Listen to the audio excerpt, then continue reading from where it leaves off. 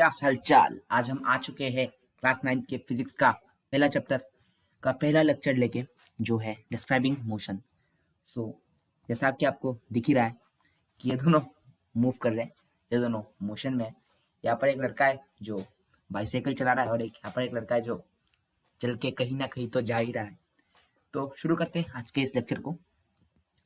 पहले हमको समझना होगा मोशन क्या होता है।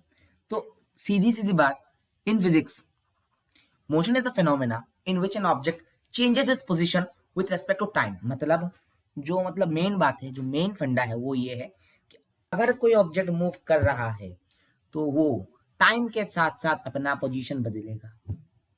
समझ में आई ना इतना बात। देखो यहाँ पर मैं मान लेता हूँ ए पॉइंट है ये और ये है बी पॉइंट अपना।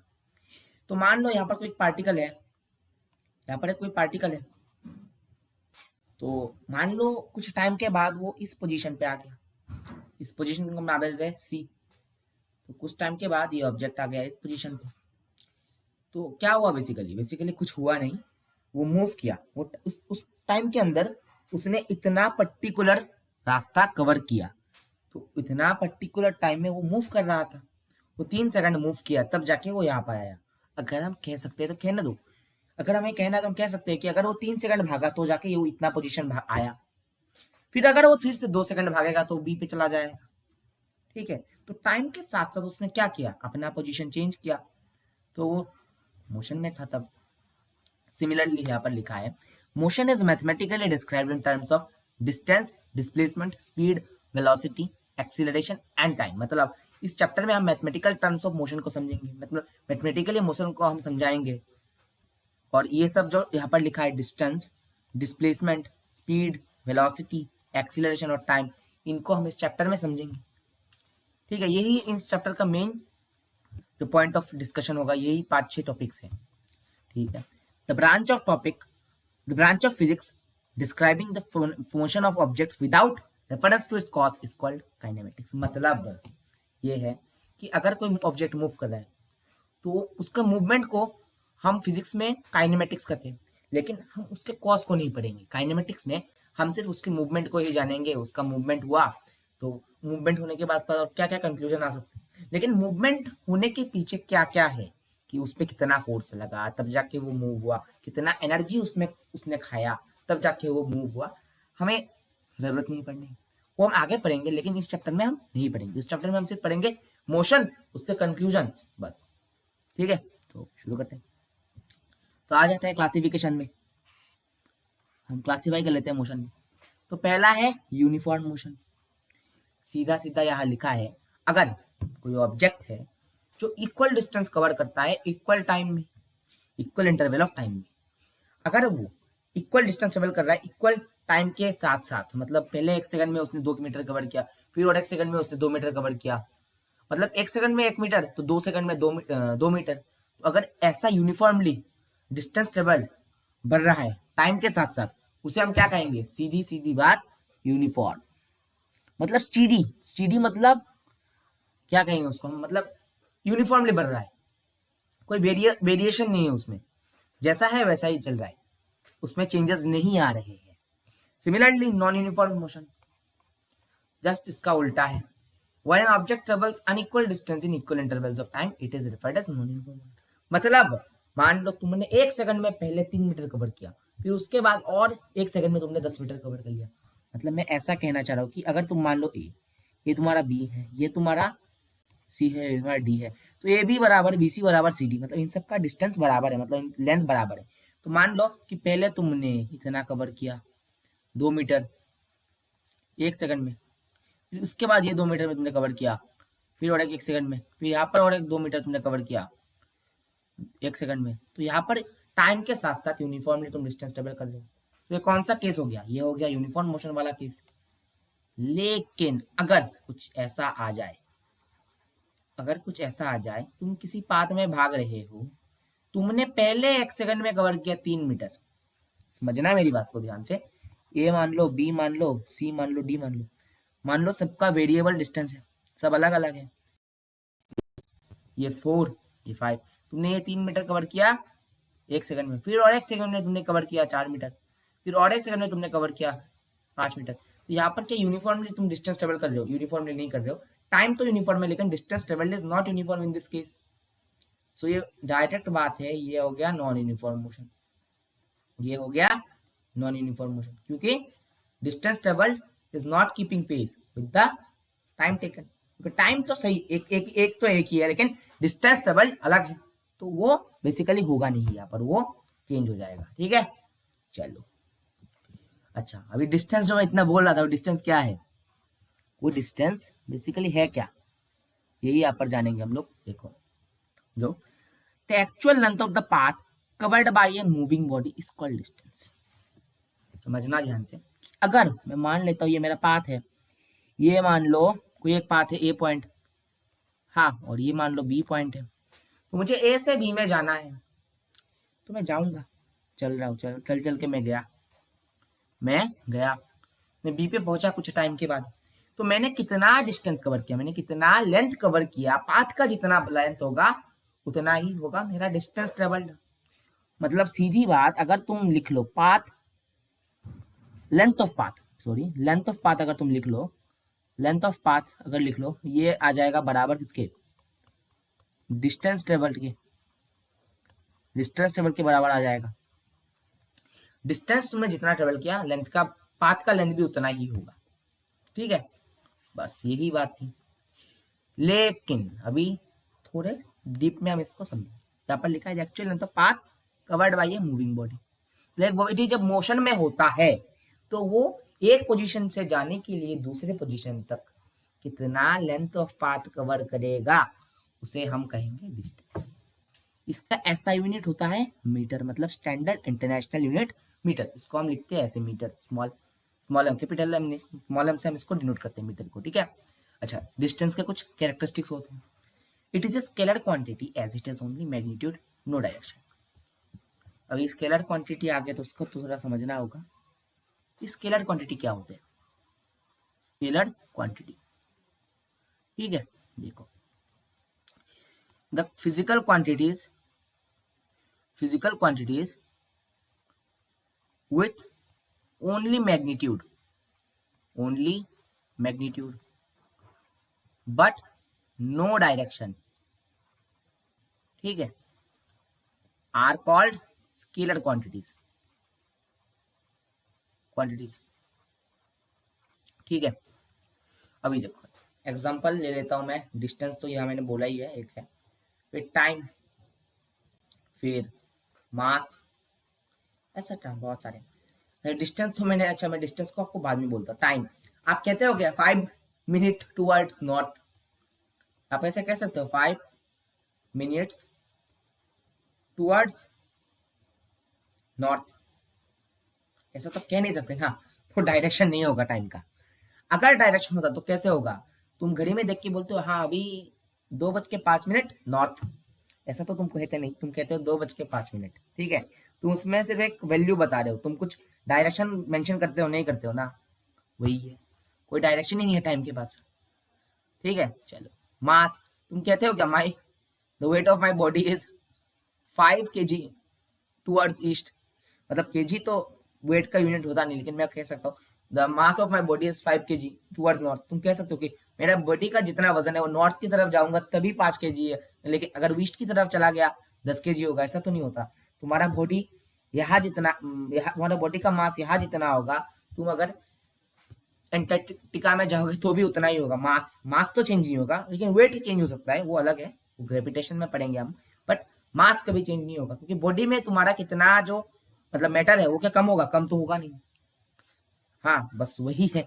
डिस्टेंस भी ऐसा ही है, लेंथ बोल सकते, लेंथ ऑफ द पाथ। तुम ऐसा कहते हो length of the path towards north, हाँ I am going 5 metre towards north, वो हो सकता है, लेकिन वो नेक्स्ट में हम पढ़ेंगे डिस्प्लेसमेंट में। आप ऐसा तो नहीं कह सकते ना, length of path is 5 metre towards north, आप ऐसा कह नहीं सकते। Length is always scalar quantity, hence it is only magnitude, no direction, तो डायरेक्शन होगा नहीं इसके पास, बस यही बात है, ये समझ लिया आपने। ठीक है, next, it is a positive number and can not be negative, it does not obey Cartesian sign convention. चलो ये भी थोड़ा समझ लेते हैं। हाँ, ये मान लो तुम्हारा ए है, ये तुम्हारा बी है, यहाँ पर एक पॉइंट है 0, तुम्हें 0, हाँ 0 पॉइंट है, तुम इस पॉइंट से भागते हो, तुम इस पॉइंट से इस तरह भागते हो। अच्छा, नंबर लाइन पढ़ा होगा आपने छोटे क्लासों में। अच्छा, ये 0 है तो यहाँ पर 1 आएगा, यहाँ पर 2 आएगा, यहाँ पर 3 आएगा। ये कन्वेंशन है, ये किसी ने, मुझे नहीं पता क्यों है, लेकिन है, किसी ने कहा है तो होगा। चल, कन्वेंशन है, यहाँ पर कन्वेंशन है। अगर मैं जाऊंगा, ध्यान से सुनना मेरी बात को, अगर मैं यहाँ जाऊंगा तो मुझे हमेशा पॉजिटिव नंबर मिलेगा, मतलब the value will always increase. But अगर मैं इस तरफ जाऊंगा, मतलब इस पॉइंट्स के टूवर्ड्स अगर मैं राइट जाऊंगा तो मुझे हमेशा पॉजिटिव वैल्यू मिलेगा।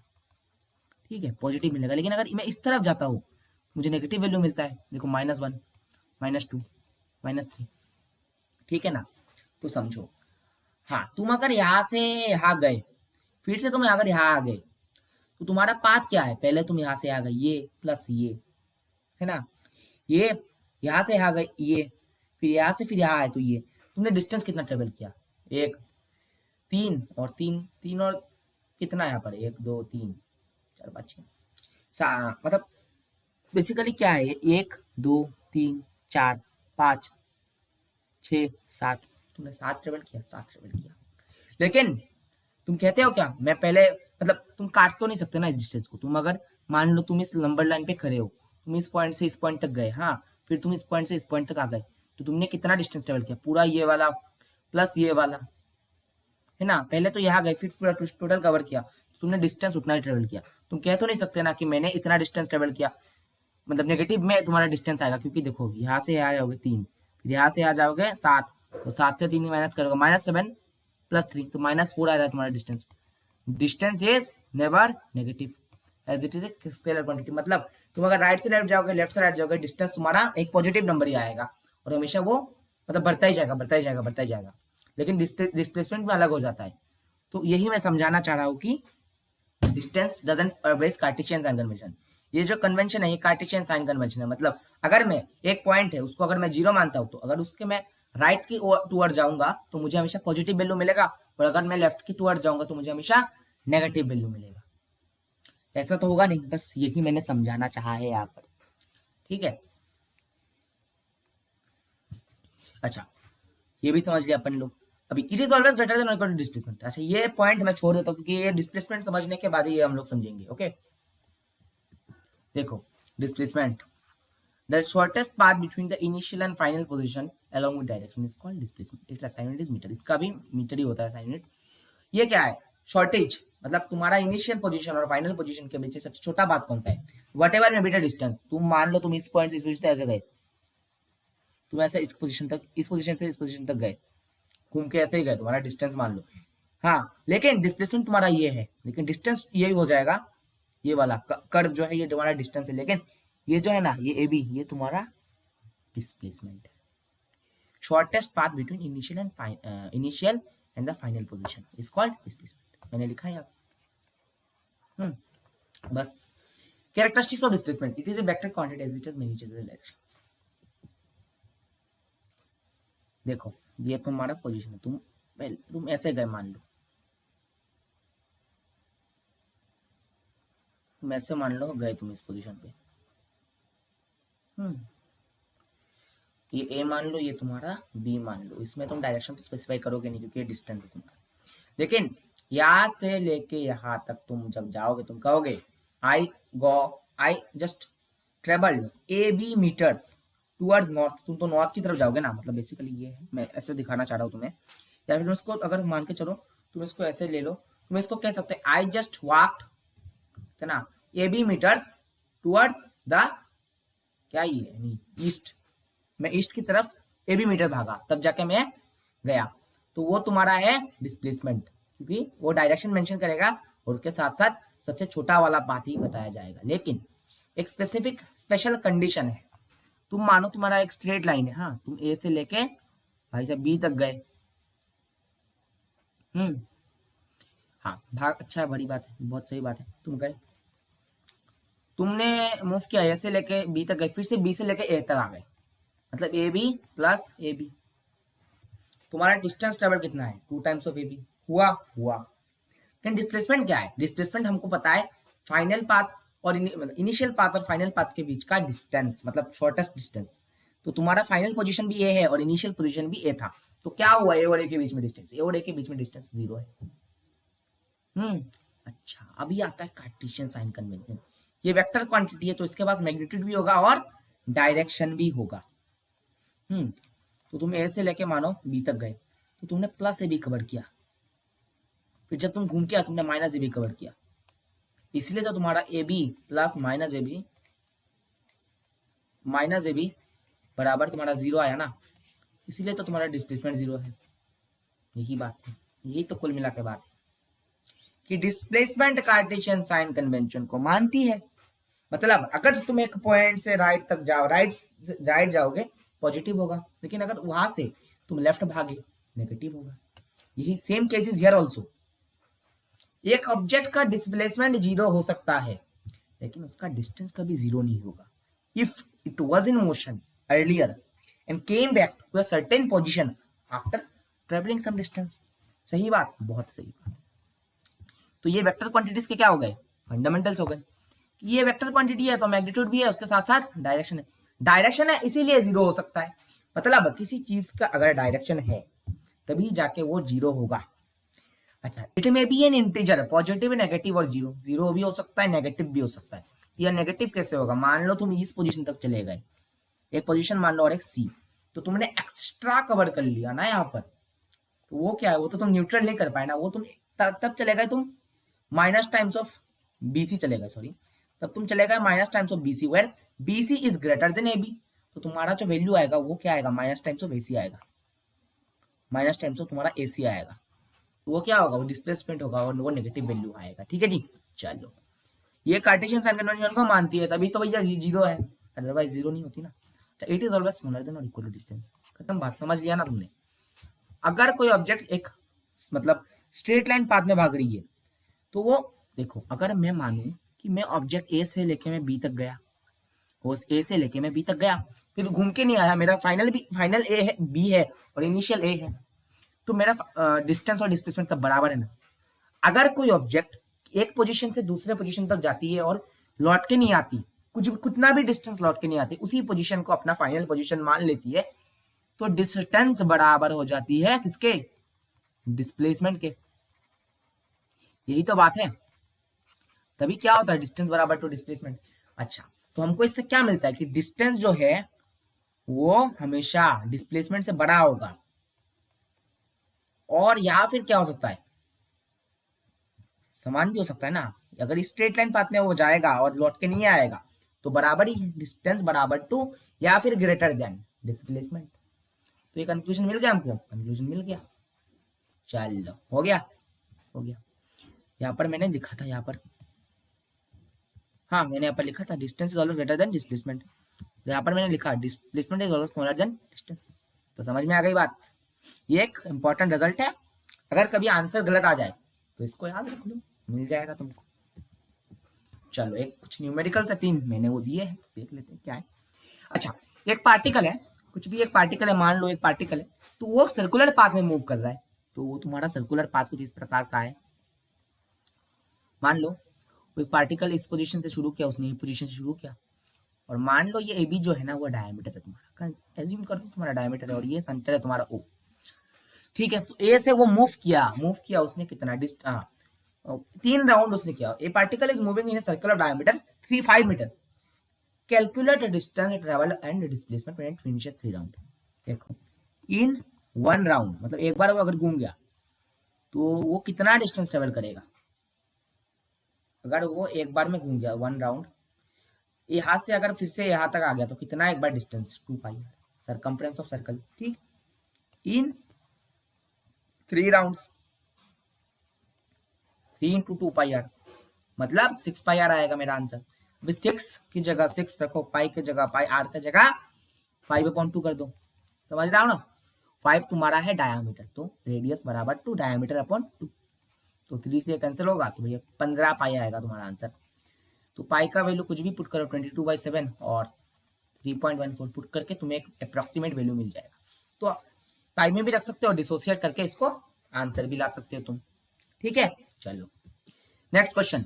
एक जॉगर है, एक जॉगिंग करने वाला आदमी है, jogger jogs along one length and breadth of a rectangular park of dimension 150 × 120। मतलब एक रेक्टेंगुलर पार्क है, हाँ, एक रेक्टेंगुलर पार्क ऐसा कहा गया है, ये मान लो ए, ये मान लो तुम्हारा बी, ये मान लो तुम्हारा सी और ये मान लो तुम्हारा डी।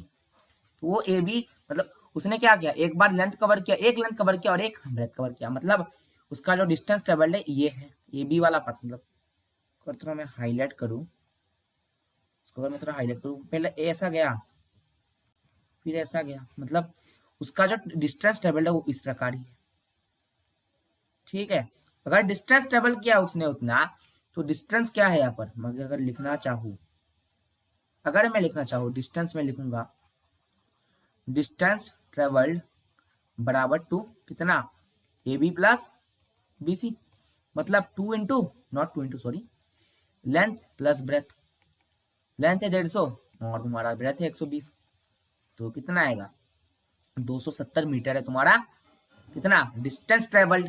ठीक है, अच्छी बात है, डिस्टेंस तो हमको मिल गया, फिर हमें डिस्प्लेसमेंट चाहिए। तो ड्राइंग में फिर से करता हूँ, ऐसा है कुछ। हाँ, तो ये है ए, ये है बी, ये है सी। तो ये मानो ये तो तुम्हारा हो गया डिस्टेंस, लेकिन का डिस्प्लेसमेंट चाहिए, तो इसको ज्वाइन करो, डायगोनल को ज्वाइन करो। डायगोनल को ज्वाइन करोगे तो तुम्हें shortest path between initial and the final position मिल जाएगा। तो एडी का वैल्यू क्या है 150 मान लो, और डीसी का वैल्यू 120। तो पाइथागोरस थ्योरम लगा सकते हो। देखो, इन हमको पता है रेक्टेंगल का हर एक एंगल क्या होता है 90 डिग्री, तो ये एक राइट एंगल ट्राइंगल है। In right triangle ACD what will be AD square plus DC square will be equal to AC square. So what you are getting, इन दोनों को मतलब बेसिकली ऐड करो, AD का वैल्यू 150 का होल स्क्वायर प्लस DC का वैल्यू 120 का whole square will be equal to basically AC का स्क्वायर आएगा, यहाँ पर AC का स्क्वायर आएगा। ठीक है, तो AC का स्क्वायर आएगा, तो AC square will be equal to 22500 plus 14400, इसके अंदर रूट आएगा, तो ये आएगा एक वैल्यू, तो उसको नियरेस्ट कैलकुलेट करके मिल जाएगा तुमको। ठीक है, बस सिंपल क्वेश्चन था बस। सो आज के लिए बस इतना ही। तो नेक्स्ट लेक्चर में हम speed, velocity, distance, speed, velocity, acceleration वगैरह वगैरह जो बाकी है उन टॉपिक्स को हम करेंगे। So thank you.